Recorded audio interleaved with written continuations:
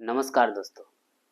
आज मैं एक ऐसे बिजनेस के ऊपर बात करने वाला साल के 12 महीने चलने वाला है। तो ये बिजनेस है स्टेशनरी का, जो कि आप थंबनेल पर देखिए। कहा गया है जानकारी बिजनेस का आत्मा होता है। आप कहोगे ये बिजनेस कहाँ पे चलेगा, तो ये बिजनेस खासकर school, college, coaching centre, bank, office, इन्हीं सब जगह पे जाकर आप एक अच्छा सा रूम देखिए, जो कि कम से कम 10 बाय 10 का होना जरूरी है। रूम देखने के बाद उसमें फर्नीचर का काम इस प्रकार कराएं, दुकान तो खोल लेते हैं, पर उससे पहले हमको जानकारी नहीं होता है कि कौन सामान के लिए किस साइज का रैक काउंटर चाहिए। कम से कम खर्च करके रैक और काउंटर बनाइए।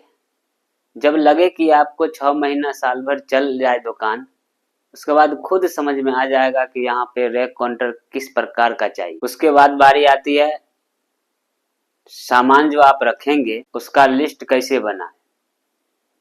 तो दोस्तों, लिस्ट बनाने के लिए एक दो ऑप्शन है।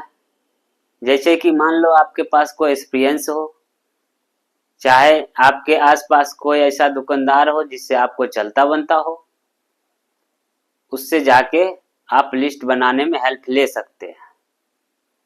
उसके बाद लिस्ट बनने के बाद आपके आसपास कोई ऐसा मार्केट हो जहाँ पे होलसेलर है, उससे संपर्क करके, इसलिए दोस्त मैं बता रहा हूँ कि आप अपने आसपास के होलसेलर से मान लीजिए, क्योंकि आप नया में आप दिल्ली, पंजाब, कोलकाता तो नहीं जा सकते हैं। तो धीरे धीरे मालूम होने के बाद जाइए, कोई दिक्कत नहीं है। पर शुरू में आप अपने नजदीकी मार्केट के आसपास में कोई ऐसा होलसेलर ढूंढिए, और सामान जब होलसेलर में लीजिए, खासकर ये ध्यान देना है कि शुरू में आप ब्रांडेड सामान परचेज कीजिए, क्योंकि सामान अच्छा रहेगा और आप चाहें तो इसमें और सामान ऐड कर सकते हैं एक्स्ट्रा इनकम के लिए, जैसे कि बच्चे का खिलौना, बैग इत्यादि, ये सब भी आप ऐड कर सकते हैं। इससे भी ज्यादा करना चाहते हैं तो एक प्रिंटर रख लीजिए, जो जैसे फोटो कॉपी के लिए कोई आए तो वापिस नहीं जाए। उसके बाद आप अपना दुकान में अच्छा ढंग से सामान लगाइए, और पहला काम एक कीजिए कि किसी भी बिजनेस में प्रचार प्रसार बहुत अहम भूमिका निभाती है। तो प्रचार प्रसार में चूकिए नहीं, इसमें कम से कम एक बैनर लगाइए जिसमें आप अपना फोन नंबर, ईमेल एड्रेस, स्थान, जगह का नाम, पता, कार्ड छपाइए। और जैसे बोले थे हम पहले कि bank, school, college, coaching centre, office, इस जगह पे जाके अपना कार्ड देने से आपको जानकारी, आपके दुकान के बारे में उन लोगों को जानकारी होगा, और पब्लिक प्लेस में तो आपका माल सेल होगा ही।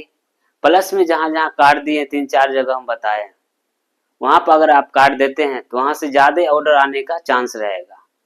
आपके पास जैसे वो सब थोक में ऑर्डर भी दे रहे हैं ज्यादा से ज्यादा, आपके पास पूंजी नहीं है, उतना सामान नहीं, तो ऑर्डर ले लीजिए, फिर मार्केट से लाके दे दीजिए, फिर उससे पैसा लेना है। और खासकर एक बात पे और ध्यान दीजिए कि जैसे कोई कस्टमर आपके पास आया, एक पेन ले गया, 1-2 दिन बाद आता है कि भाई ये पेन तो चल नहीं रहा है, ये गड़बड़ी है, वो गड़बड़ी है, तो आप उसको वापिस मत कीजिए। अगर कस्टमर बोले कि मुझे पेन नहीं चाहिए, मेरा रिकवरी पैसा चाहिए, तो आप पैसा ही लौटा सकते हैं। क्योंकि जब व्यवहार अच्छा रहेगा आपका, तो वही कस्टमर घूर के 10 दिन बाद, 5 दिन बाद फिर जरूरी लगेगा तो कहेगा भाई खराब सामान तो वापस कर ही देता है, जाते हैं उसी की दुकान पर लेंगे। और एक बात और, जैसे आप दुकान चला रहे हैं तो साफ सफाई भी जरूरी है। सामान को झाड़ते पोंछते रहिए, साफ रहेगा तो कस्टमर आएगा, साफ सुथरा देखने पर कस्टमर आता है। दोस्तों, मेरा ये छोटा सा प्रयास आपको अगर अच्छा लगे, एक लाइक